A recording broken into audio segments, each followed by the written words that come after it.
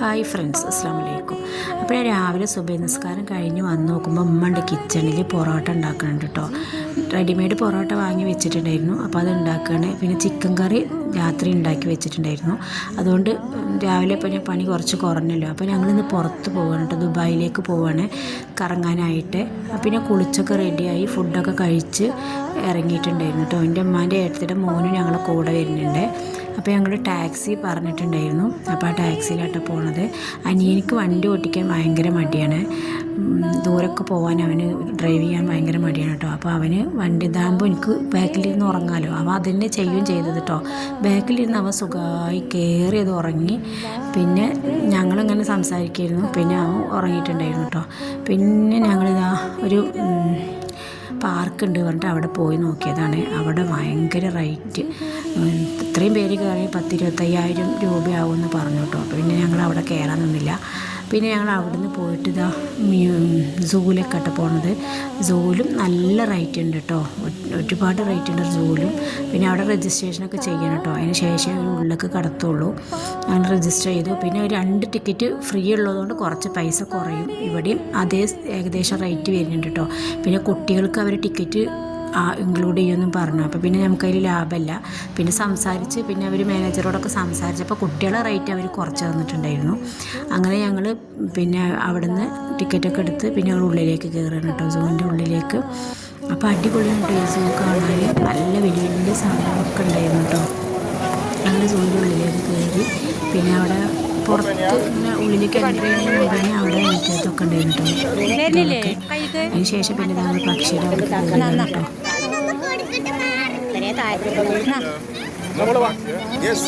ഓപ്പണാക്കി പിടിക്കാൻ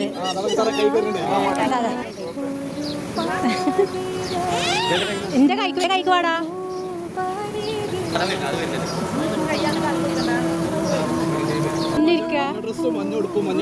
മഞ്ഞല്ലേ നിന്നോടെ എനക്ക് മഞ്ഞ കിളി മഞ്ഞ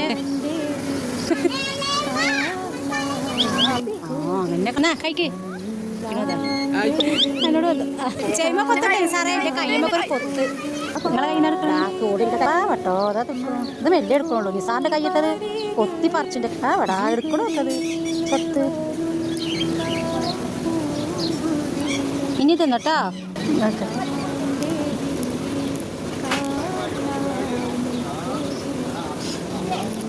അത് തിന്നട്ടെ കയ്യട്ടെ.